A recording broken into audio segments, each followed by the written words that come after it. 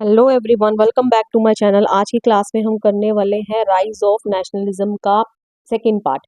तो पिछले पार्ट में हमने क्या पढ़ लिया था कि किस तरीके से 1789 में फ्रेंच रेवोल्यूशन स्टार्ट होता है, जब जो पावर का शिफ्ट हमें देखने को मिलता है मोनार्की से बॉडी ऑफ सिटीजन्स के हाथ में। ओके, फिर कुछ चेंजेस वगैरह किए जाते हैं। उसके बाद हम देखते हैं कि 1804 में नेपोलियन जो है वो पावर में आ जाता है। नेपोलियन के पावर के आने के बाद, ठीक है, जो नेपोलियन जो आसपास की फ्रेंच टेरिटरीज हैं उनको अपना एक्सपेंशन शुरू कर देता है। ठीक है, अपने आइडियाज को कैरी फॉरवर्ड करता है बाकी की जगहों पर भी। दो वो डेमोक्रेसी को तो खत्म करता जा रहा था। उसके बाद जब 1815 में नेपोलियन की डेथ होती है तो दोबारा से जो कंजर्वेटिज्म जो है दोबारा से लागू करने का सोचा जाता है फ्रांस के अंदर, मतलब कि मोनार्की को दोबारा से एस्टेब्लिश करने का सोचा जाता है, जिसके तहत जो चारों ने नेपोलियन को हराया था, कौन थे वो? प्रब प्रब करके आप याद कर लोगे। Prussia, Russia, Austria and Britain. ठीक है, तो ट्रीटी ऑफ वियना साइन होती है जिसके अंदर कुछ अमेंडमेंट्स किए जाते हैं। तो वो मैं आपने नहीं भी देखा तो आप पिछली क्लास में एक बार दोबारा से देख लीजिए। ठीक है, अब हम देखेंगे कि अब कैसे रेवोल्यूशनरीज आए। देखिए, रेवोल्यूशनरीज मतलब क्या होता है? क्रांतिकारी। क्योंकि अब दोबारा से फ्रांस में क्या आ गया, यूरोप में क्या आ गया है, यूरोप में फ्रांस है और फ्रांस में क्या आ गया, दोबारा से मोनार्की सिस्टम आ गया। ठीक है, तो अब लेकिन फ्रांस के लोग तो क्या चाहते हैं कि हम आज़ाद हों, ठीक है, हमारी डेमोक्रेटिक कंट्री हो, ठीक है, हमारा भी एक नेशन स्टेट हो। ठीक है, तो अब यहाँ पर रेवोल्यूशनरीज क्या करते हैं? कमिटमेंट टू अपोज करते हैं वो मोनार्कियल सिस्टम को। ठीक है, जो एस्टेब्लिश हो गया था आफ्टर द वियना कांग्रेस। ठीक है, वही जो ट्रीटी ऑफ वियना मैं आपको बोल रही हूँ ना, साइन हुई थी। अब इन्होंने इसमें क्या करा? Fight for liberty and freedom. ठीक है, ये चाह रहे थे कि हमें लिबर्टी मिले, आज़ादी मिले। क्रिएशन ऑफ नेशन स्टेट्स, इनको क्या लगा? ये नेसेसरी पार्ट है for the struggle of freedom. Okay, अब फियर ऑफ रिप्रेशन के चलते कई सारे जो लिबरल नेशनलिस्ट थे वो अंडरग्राउंड हो गए। ठीक है, मतलब छुप गए, क्योंकि इनको हार्श पनिशमेंट दी जाती थी। कोई भी, हमने कंजर्वेटिव रिजीम के बारे में पढ़ा था ना कि उसके क्या फीचर्स थे, कि ये क्या करते थे, कोई भी इनकी लेजिटिमेसी पर क्वेश्चन करता था तो ये इनको पनिश करते थे, ऐसी सब एक्टिविटीज पर रोक लगाते थे। इनको अपना क्रिटिसिज्म बिल्कुल पसंद नहीं था, सेंसरशिप इन्होंने लगा दी थी। ठीक है, तो इसके चलते कई सारे जो हमारे रेवोल्यूशनरीज थे वो अंडरग्राउंड हो गए। ठीक है, एस्टेब्लिशमेंट ऑफ सीक्रेट सोसाइटीज बनने लगी। ठीक है, to spread the idea of nationalism and oppose conservatism. Okay, अब इनमें से फर्स्ट रेवोल्यूशनरी के बारे में हम पढ़ते हैं, गुजिपी मजीनी। ठीक है, ये कई बार इनके ऊपर ही शॉर्ट नोट लिखने को आ जाएगा आपको। ये इटालियन रेवोल्यूशनरी थे, बॉर्न इन जेनोवा इन 1807 में, member of secret society of the Carbonari. ठीक है, ये मेंबर थे सीक्रेट सोसाइटी के ऑफ द कार्बोनारी। इसी तरीके से आपको याद रखना है। Sent into exile at the age of 24। जब ये 24 साल के थे तो उनको एग्जाइल मतलब क्या होता है? देश निकाला कर देते हैं ना। ठीक है, तो in 1831 for attempting a revolution in लेगोरिया। ठीक है, तो इनको क्यों ये एग्जाइल में भेज दिया गया, देश निकाला कर दिया गया? क्योंकि इन 1831 में इन्होंने रेवोल्यूशन करा। ठीक है, इन लेगोरिया। ओके, इन्होंने दो अंडरग्राउंड सीक्रेट सोसाइटीज बनाई। First Young Italy in Marseilles and second Young Europe in Berne. Okay, idea क्या था गुजिपी मजीनी का? Believe that God had intended nations to be the natural units of mankind. मतलब कि इनके हिसाब से, कई बार ये लाइन लिखी हुई आ जाएगी, आपको पूछ लेगा किसका आइडिया था ये। ठीक है, इनके हिसाब से कि गॉड ने ही नेशंस को नेचुरल यूनिट्स की तरह भेजा है ऑफ मैनकाइंड की। मतलब कि हम क्यों नेशन स्टेट होनी चाहिए कि सब अपने अपने देश में रहें। ठीक है, मतलब कि ऐसा नहीं कि कोई किसी के अंडर रह के क्या करे, किसी के ऊपर रूल करे। ठीक है, तो यही मतलब है यहाँ पे, God has intended nations to be the natural unit, ठीक है, of mankind. Okay, Italy could not continue to be the patchwork of small states and kingdom. तो ये चाह रहे थे कि इटली जो है ये मतलब कि पैच वर्क ना रह जाए छोटे छोटे स्टेट्स और छोटे छोटे किंगडम्स का। ठीक है, तो इन्होंने यूनिफिकेशन ऑफ इटली की बात करी। ठीक है, it is the real liberty of Italy, मतलब कि जब यूनिफाई करना है इटली को। ठीक है, ये जो इटली जो बटा पड़ा है छोटे छोटे किंगडम और स्टेट्स में, तो ऐसा नहीं होना चाहिए। एक पूरा प्रॉपर एक फिक्स टेरिटरी होनी चाहिए, है ना, यूनिफिकेशन ऑफ इटली, कि इटली राष्ट्र को हम किस तरीके से बनाएंगे। तो ये इनका आइडिया था और वो ही इटली की असली आज़ादी थी। ओके, अब अकॉर्डिंग टू मेटरनिच। ठीक है, मेटरनिच कौन है? ये अभी मैंने आपको पिछली क्लास में बताया था, ये हमारे ऑस्ट्रियन चांसलर हैं, ड्यूक मेटरनिच। ठीक है, क्योंकि ट्रीटी ऑफ वियना हुई थी ना ऑस्ट्रिया में, तो वहां के चांसलर का ही नाम है ड्यूक मेटरनिच। ठीक है, तो मेटरनिच ने गुजिबी मजीनी के बारे में ये भी बोला कि ये मोस्ट डेंजरस एनिमी है सोशल ऑर्डर के। ठीक है, मतलब कि हमारे खिलाफ जा सकते हैं, कंजर्वेटिज्म के खिलाफ जा सकते हैं। ओके, अब फ्रांस में एज ऑफ रेवोल्यूशन स्टार्ट होती है 1830 से 1848 तक। Okay, who led the revolution, किसने रेवोल्यूशन क्रांति स्टार्ट करी? ऑब्वियसली लिबरल नेशनल्स ने, ठीक है, who belong to the educated middle class, ठीक है, जो मिडिल क्लास से बिलोंग करते थे, ठीक है, अमंग हुम वर प्रोफेसर्स, वही क्योंकि पढ़े लिखी क्लास हो गई थी ना, अब इनके अंदर प्रोफेसर्स भी आते थे, स्कूल टीचर्स भी आते थे, क्लर्क्स भी आते थे, number of commercial middle classes, okay. अब सबसे पहले क्या होता है, जुलाई रेवोल्यूशन होता है, ठीक है, फ्रांस में इन 1830, ठीक है, आपको याद रख लेना है, वो आपको कई बार ये बोल देगा जुलाई रेवोल्यूशन जो है एक्सप्लेन करो। अब इसमें होता क्या है, the Bourbon kings restored to power during the conservative reaction after 1815 were overthrown by liberal revolutionaries, ठीक है। तो हमने पढ़ा था ना ट्रीटी ऑफ वियना में, बर्बन जो डायनेस्टी थी उसको दोबारा से रीस्टोर कर दिया था, तो अब यहाँ पर फ्रांस में कर दिया था रीस्टोर। तो ये जो बर्बन किंग्स को रीस्टोर कर दिया था, पावर में वापस से ले आए थे 1815 में नेपोलियन की डेथ के बाद, अब इन्होंने क्या करा, लिबरल नेशनल्स ने उनको ओवरथ्रो कर दिया, ठीक है। राजा के हाथ में कॉन्स्टिट्यूशनल मोनार्की पकड़ा दी, ठीक है, कि तुम्हें हमारे अंतर्गत चलना पड़ेगा, कॉन्स्टिट्यूशन के हिसाब से चलना पड़ेगा। तो constitutional monarchy was installed with Louis Philippe at its head, ठीक है, लुइस फिलिपी के हाथ, मतलब कि उसको राजा बना दिया गया और उसके हाथ में कॉन्स्टिट्यूशनल मोनार्की, कॉन्स्टिट्यूशन दे दिया गया कि अब तुमने इसके अकॉर्डिंगली चलना है, ठीक है, लेकिन उसकी एब्सोल्यूट पावर के ऊपर एक रोक लगा दी गई, ठीक है। Metternich remarked when France sneezes the rest of the Europe catches cold. तो मेटर्निच जो है ये शायर भी हैं बहुत तगड़े, क्योंकि इन्होंने फिर एक और स्टेटमेंट बोली कि यहाँ पर जब फ्रांस छींकता है तो बाकी यूरोप को जो जुकाम लग जाता है। क्या कहने का मतलब इसका, क्योंकि फ्रांस से ही सबसे पहले हरकत स्टार्ट होती है, जब फ्रांस अपना रेवोल्यूशन स्टार्ट हुआ, ये जुलाई रेवोल्यूशन फ्रांस में, अब आस पास के यूरोप, मतलब फ्रांस के बाकी के एरिया में, यूरोप में भी अब क्रांति होनी शुरू हो जाएगी, ओके। तो the July revolution sparked an uprising in Brussels, ठीक है, ब्रसल्स क्या है, कैपिटल ऑफ बेल्जियम, ठीक है, वो नीदरलैंड का पार्ट था ना बेल्जियम, जो बेल्जियम भी अपने आप को रिहा करवाएगा, मैंने आपको बताया था पिछली क्लास में कि किस किस को क्या मिल गया था, आपने याद रखना है, ठीक है। तो जो बेल्जियम है, Brussels which led to Belgium breaking away from the United Kingdom of Netherlands, ठीक है, तो वही जो नीदरलैंड्स को बेल्जियम का टुकड़ा दे दिया गया था, ये नीदरलैंड्स था, इसको बेल्जियम का पार्ट दे दिया गया था, ये बेल्जियम ने भी क्या कर लिया, अपने आप को रिहा करवा लिया, ओके, क्लियर। फिर होती है ग्रीक वॉर ऑफ इंडिपेंडेंस, फिर ग्रीक वॉर ऑफ इंडिपेंडेंस कई बार यही आपको पूछ लेगा पेपर में, एग्जाम में, ठीक है। अब ग्रीक वॉर ऑफ इंडिपेंडेंस में क्या है, देखिए, Greece has been a part of the Ottoman empire since the 15th century. जो ग्रीस था ये ऑटोमन एम्पायर का पार्ट था 15वीं सेंचुरी से। ऑटोमन एम्पायर मतलब टर्किश एम्पायर, ठीक है, इस्लाम से रिलेटेड है, ओके।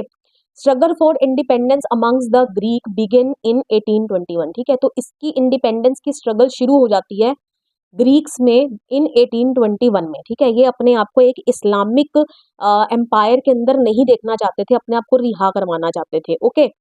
तो nationalist in Greece got the support from other Greeks living in exile, ठीक है। तो जो ग्रीस में जो इतने भी नेशनलिस्ट थे, जो आवाज उठा रहे थे फ्रीडम के लिए, ठीक है, उनको सपोर्ट मिलता है ग्रीक्स से जो एक्साइल में रह रहे हैं, ठीक है, जिनको देश निकाला कर दिया, ठीक है। And also from many west Europeans who had sympathies for ancient Greek culture, और कई सारे वेस्ट यूरोपियन से भी सपोर्ट मिलता है जिनके मन में दया भावना थी ग्रीक कल्चर से रिलेटेड, ठीक है। अब ऐसा क्यों क्यों उनके मन में सिंपथीज थी ग्रीक कल्चर से रिलेटेड, क्योंकि यहाँ आगे लिखा हुआ है, poets and artisans lauded Greece as cradle of European civilisation, क्योंकि जो जितने भी पोएट्स थे और आर्टिस्ट थे, लॉर्डेड मतलब एडमायर्ड, मतलब उनको ऐसा लगता था ग्रीस जो है ना वो पालना है यूरोपियन सिविलाइजेशन का, जैसे एक पालने में बच्चा बड़ा होता है ना, तो वैसे ही जो ग्रीस की यूरोपियन सिविलाइजेशन को जन्म देने वाला, पालने वाला कौन है, ग्रीस है, ओके।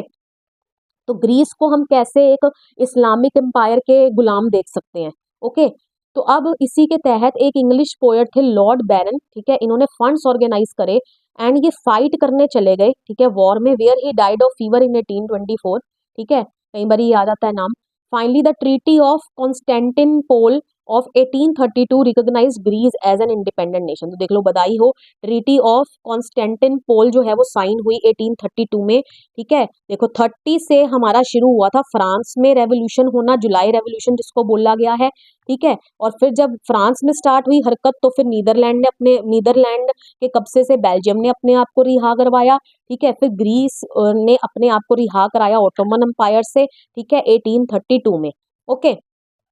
चलिए अब हम एक नए आइडिया के बारे में पढ़ते हैं, the romantic imagination and national feeling. देखिए इसके अंदर रोमांटिसिज्म आ जाता है, कई बार आपको रोमांटिसिज्म एक्सप्लेन करने को बोल देगा, ठीक है। देखिए बहुत सिंपल है, रोमांटिसिज्म एक ऐसी आइडियोलॉजी है where culture, art and poetry, stories, music are focused upon to create a form of nationalist sentiments. To create a form मतलब to develop, ठीक है, आप यहाँ पर to develop भी लिख सकते हो, ठीक है। आपने बस इजी बनाना है अपनी लैंग्वेज को, आप जैसे मर्जी बनाओ, ठीक है, समझ आना चाहिए आप क्या लिख रहे हो, ठीक है। तो अब इसके चलते रोमांटिसिज्म आइडियोलॉजी के चलते, विचारधारा के चलते, यहाँ पर लोगों का ये मानना था, जो रोमांटिसिज्म में बिलीव करते थे कि लोगों के अंदर नेशनलिस्ट सेंटीमेंट को उजागर किया जा सकता है through the help of art, ठीक है, कला की मदद से, पोएट्री कविताओं की मदद से, स्टोरीज की मदद से, म्यूजिक की मदद से, कल्चर की मदद से।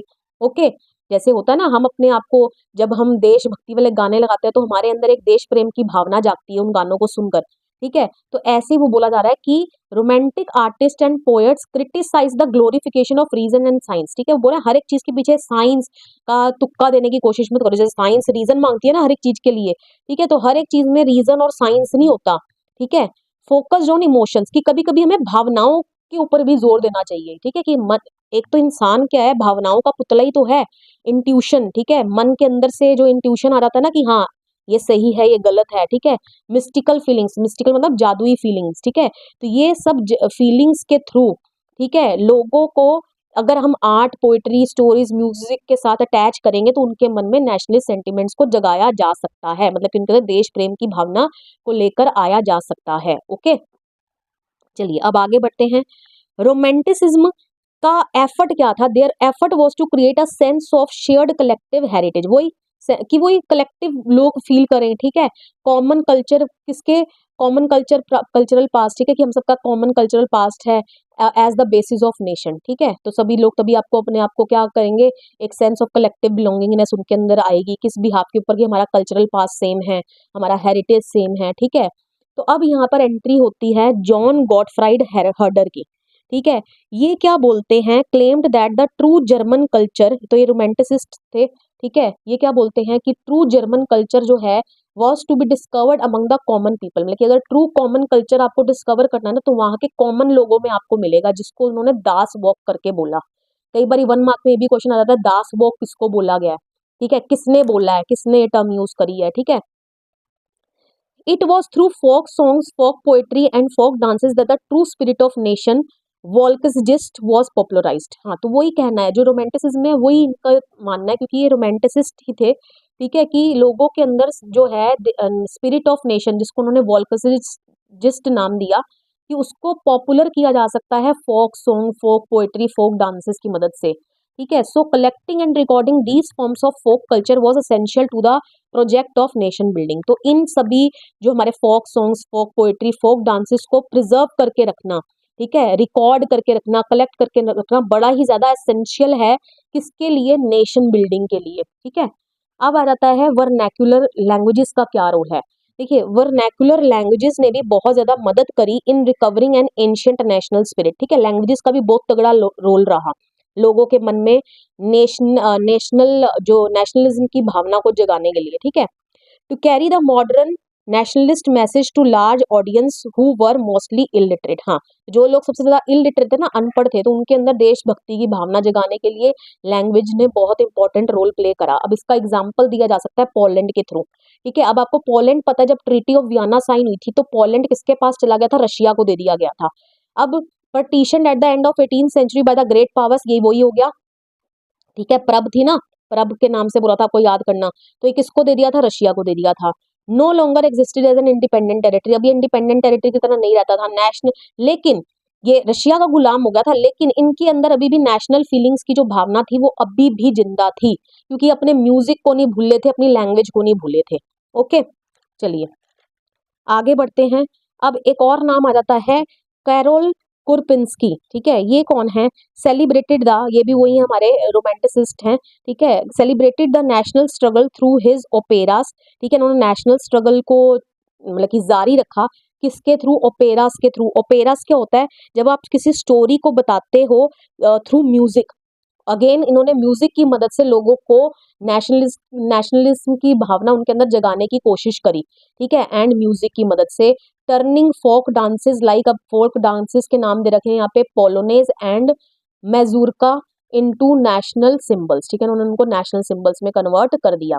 ओके, अब रोल ऑफ लैंग्वेज देखते हैं डेवलपिंग नेशनलिस्ट सेंटिमेंट्स, ठीक है, कि लैंग्वेज कैसे लोगों के अंदर नेशनलिस्ट सेंटिमेंट्स उजागर कर सकती है। कई बार यही क्वेश्चन आ जाएगा आपको, तो आपको क्या लिखना होगा, पोलैंड का एग्जांपल लिखना होगा। अगेन अभी आपको मैंने पीछे बताया ना, रशिया के पास पोलैंड चला गया था, तो यही लिखा है, पोलैंड जो है वो रशिया को दे दिया गया था इन 1815 after signing the treaty of Vienna, ठीक है। पॉलिश लैंग्वेज जो है वो स्कूलों में से बोलने को मना कर दी गई, ठीक है, क्योंकि जो पोलैंड का पार्ट था रशिया को दे दिया, लेकिन वहां पर जो स्कूल थे वहां पर पॉलिश भाषा चलती थी, and Russian language was imposed everywhere, और ये रूल बना दिया गया कि रशियन लैंग्वेज ही हर जगह अब क्या करी जाएगी, बोली जाएगी। तो in 1831 an armed rebellion against Russian rule took place which was crushed, ठीक है। तो 1831 में एक आर्म्ड रेबलियन हुआ रशियन रूल के खिलाफ, जिसको क्रश कर दिया गया, ठीक है, मतलब कि लोग हथियार लेकर आ गए जो रेबलियंस थे, ठीक है, लेकिन उसको क्रश दबा दिया गया क्योंकि रशिया बहुत पावरफुल था, ठीक है। Many members of clergy in Poland began to use language as a weapon of national resistance, लेकिन कई सारे जो क्लर्जी थे ना पोलैंड के, ठीक है, उन्होंने लैंग्वेज को, पॉलिश लैंग्वेज को यूज करना शुरू कर दिया एज अ वेपन, ठीक है, एक हथियार के रूप में, ठीक है, नेशनल रेजिस्टेंस, मतलब कि अपना गुस्सा दिखाते हुए, ठीक है, रशियन लोगों को कि नहीं, हम अपनी लैंग्वेज को ही इस्तेमाल करेंगे, ठीक है। Polish was use for church gathering, ठीक है, पॉलिश का इस्तेमाल किया जाने लगा चर्च गैदरिंग में, and all religious instruction Polish language में दिए जाने लगी।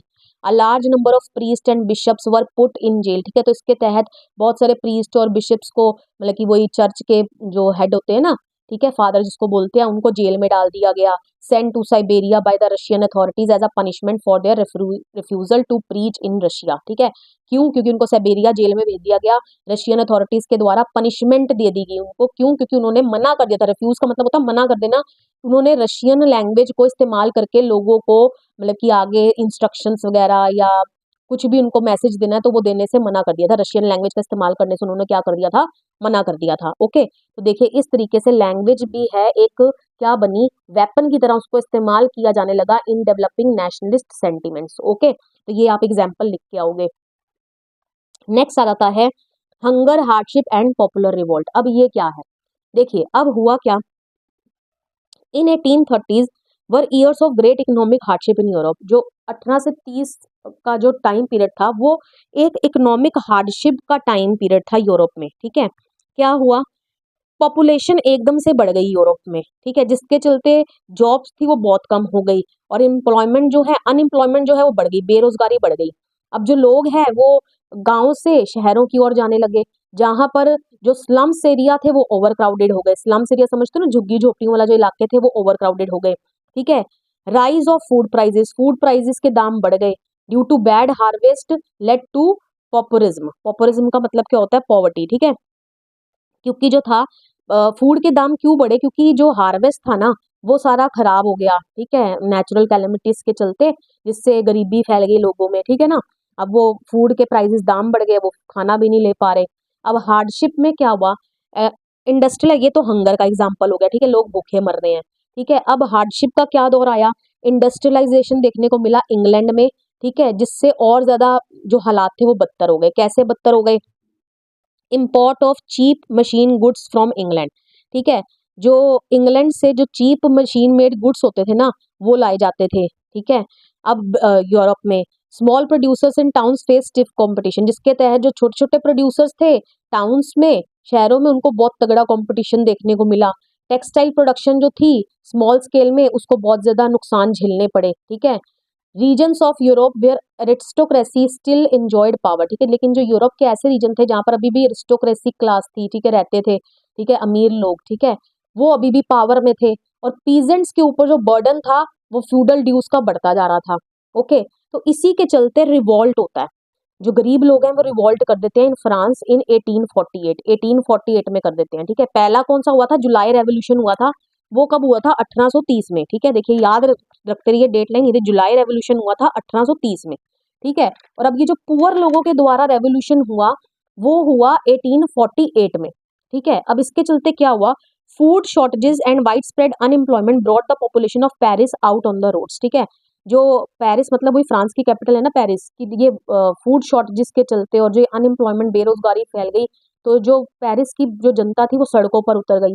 Barricades were erected and Louis Philippe was force to flee, ठीक है, बैरिगेट्स जो बना दिए गए, ठीक है, उनको रोकने की कोशिश की जाएगी ना, और लुइस फिलिपी को भागना पड़ा, ठीक है, लुइस फिलिपी के हाथ में डाल दिया था ना कॉन्स्टिट्यूशनल मोनार्की, ठीक है, राजा की पावर पे रोक लगा दिया था ना, यहाँ पर देखिए लुइस फिलिपी के हाथ में डाल दिया था, उसको हेड बना दिया था, तो अब यहाँ पर उसको भागना पड़ा, ठीक है।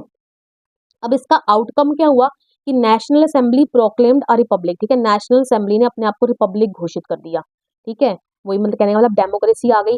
Granted suffrage right to all the adult males, ठीक है, लेकिन अभी उन्होंने वोटिंग के right, suffrage right voting rights को बोलते हैं, वो सिर्फ मेल्स को ही दिए जो कि 21 साल से ऊपर थे, औरतों को अभी भी शामिल नहीं करा।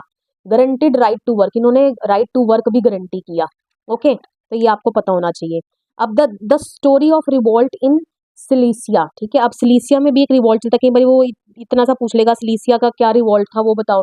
अब ये describe by the journalist William Wolff, ठीक है, ये जर्नलिस्ट विलियम वॉल्फ ने डिस्क्राइब करा है। अब इसमें हुआ क्या था, in 1845 weavers in Silesia had led a revolt against contractors who supplied them raw material and gave them orders for finished textile but drastically reduced their payments, ठीक है। अब 1845 में जो वीवर्स थे ना, जो कपड़ा बनाते थे सिलीसिया में, जो कि पोलैंड में था, वहां पर क्या हुआ, जो वीवर्स थे उन्होंने रिवॉल्ट कर दिया, ठीक है, कॉन्ट्रैक्टर्स के खिलाफ, जो उनको रॉ मटेरियल देते थे और उनको ऑर्डर देके जाते थे कि हाँ हमारे लिए इतना सामान जो है वो तैयार करके रखना, ओके। अब लेकिन इन्होंने इन्होंने ना उनकी पेमेंट्स को बहुत कम कर दिया, लेकिन इन्होंने उनको रॉ मटेरियल भी दिया, वीवर्स ने उनके लिए फिनिश प्रोडक्ट्स भी बनाए, लेकिन बदले में उनकी जो पेमेंट थी उसको बहुत कम कर दिया गया। वाई, क्यों कम कर दिया गया? क्योंकि वो जो कॉन्ट्रैक्टर्स थे वो कहीं ना कहीं उनकी जो नाजायज फायदा उठा रहे थे, किस चीज का, अनएम्प्लॉयमेंट का। उनको पता था कि अभी क्या फैली हुई है, बहुत ज्यादा अनएम्प्लॉयमेंट फैली हुई है, ठीक है, तो यही है, the desperate need for jobs has been taken advantage of by the contractors, okay, तो इसलिए यहाँ पर इन्होंने भी रिवॉल्ट करा, तो इतना सा आपको पता होना चाहिए। अब आ जाता है हमारा the revolution of the liberals, कहाँ हुआ ये, 1848 में।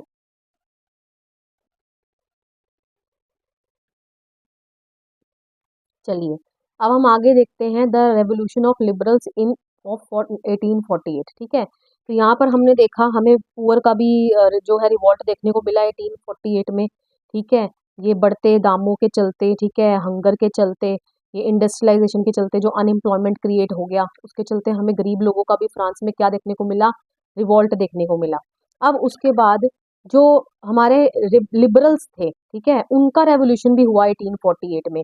अब उसमें क्या है कि जहाँ ये पुअर अनएम्प्लॉयड, ठीक है, स्टार्विंग पीजेंट्स जो भूखे मर रहे थे, workers in many European centuries, ठीक है, कंट्रीज, सॉरी कंट्रीज इन 1848 में, कि इनके रिवॉल्ट के साथ साथ, लेकिन इन सबका रिवॉल्ट तो चल ही रहा था, इसके साथ साथ revolution led by the educated middle class was underway, मतलब कि ये जो लिबरल्स में आपके कौन आ जाते हैं, एजुकेटेड मिडिल क्लास आ जाती है, तो इनका भी रेवोल्यूशन साथ के साथ पैरेलल पैरेलल ही चल रहा था, okay.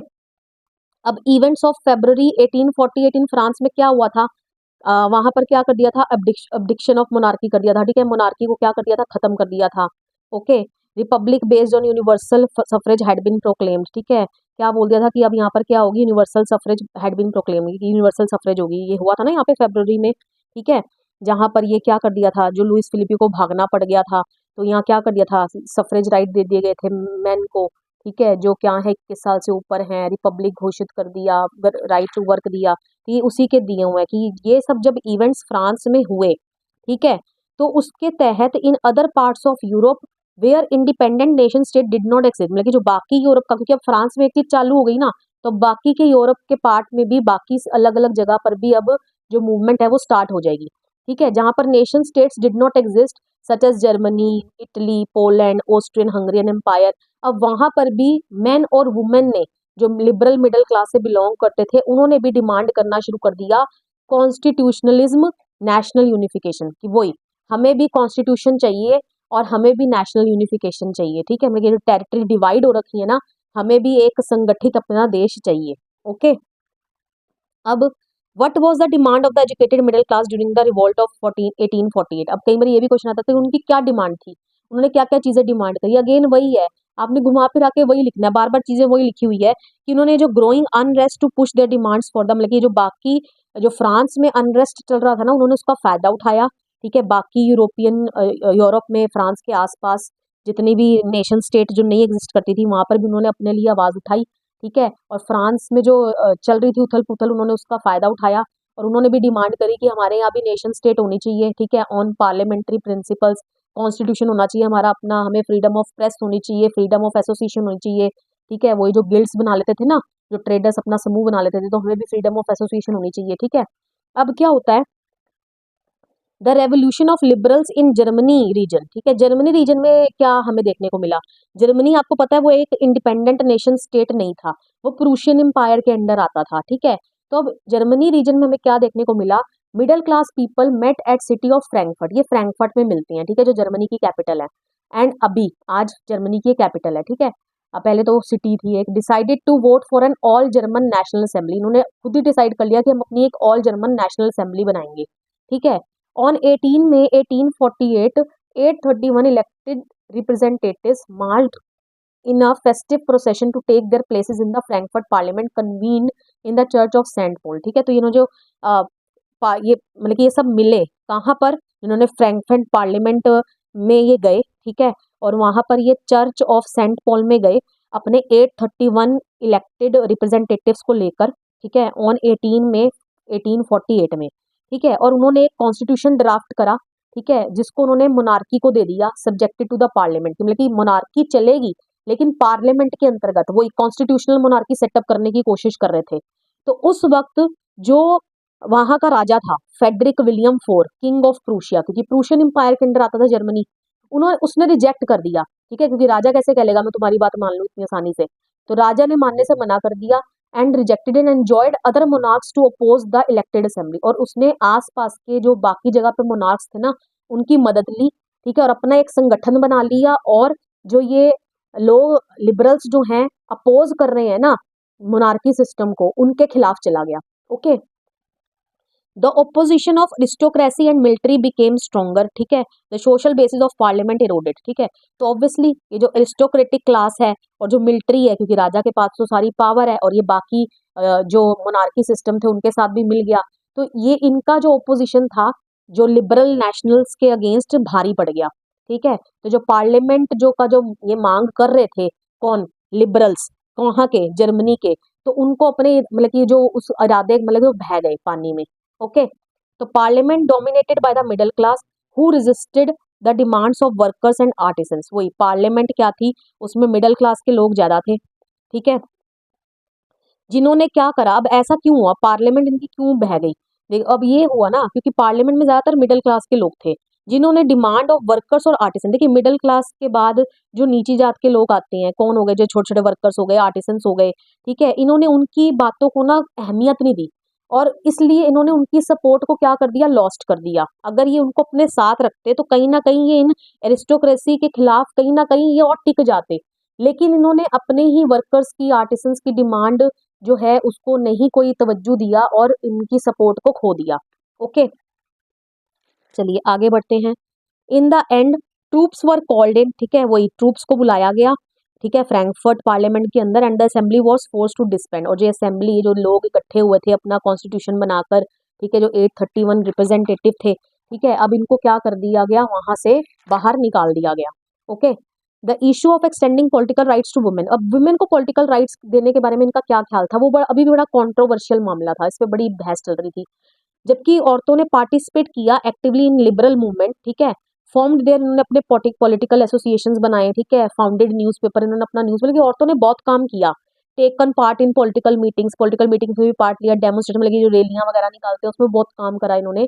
Despite all this denied suffrage rights during the election of the assembly, लेकिन फिर इतना कुछ करने के बावजूद भी इनको सफरेज राइट, जो इलेक्शन ये असेंबली हुई थी जिसमें 831 इलेक्टेड रिप्रेजेंटेटिव्स थे, इसमें औरतों को इन्होंने शामिल नहीं किया, ओके। ड्यूरिंग फ्रैंकफर्ट पार्लियामेंट जो चर्च सेंट पॉल में हुई थी, वुमेन को मतलब कि ये खड़ी रही कहाँ पर, ऑब्जर्वर्स की तरह, ठीक है, बस एक तमाशा देख रही है विजिटर्स गैलरी में खड़े होकर कि क्या सब कुछ यहाँ पर चल रहा है, ठीक है, सिर्फ उन्होंने इनको इतना ही अलाउ करा, ओके। अब was the revolution of the liberals 1848 a failed attempt, क्या ये जो इन्होंने जर्मनी में ये रेवोल्यूशन करा लिबरल्स ने, क्या ये एक फेल्ड अटेम्प्ट था, ठीक है। अब दो conservative forces suppressed liberal movements, अब ये जो हमने देखा जो कंजर्वेटिव फोर्सेस थी, ये जो राजा था, ठीक है, प्रूशिया का, ठीक है, ये बाकी मोनार्की के साथ मिलके इन्होंने कहीं ना कहीं लिबरल्स की मूवमेंट को दबा दिया था, लेकिन but they could not restore the old order. ठीक है, मतलब कि इनको कुछ ना कुछ चेंजेस करने पड़े। ठीक है, फियरिंग फ्यूचर रेवोल्यूशन, मतलब कि इसको ये लगा कि कहीं ये आगे इनकी क्रांति को थोड़ा शांत कर देते हैं, कि ये ना हो कि अभी तो इनको यहाँ से बार भगा दिया, ये फिर दोबारा आ जाए। ठीक है, तो इनको कहीं ना कहीं शांत करने के लिए कि फ्यूचर में कोई रेवोल्यूशन क्रांति ना करे, monarchs granted concessions and introduced changes. तो मोनार्क ने थोड़े से कंसेशन दे दिए, ठीक है, और थोड़े बहुत चेंजेस कर दिए। अब वो चेंजेस क्या थे? ऑब्वियसली वो चेंजेस इन लिबरल्स के हक में होंगे। ओके, इनको चुप कराने की कोशिश की जा रही थी ये।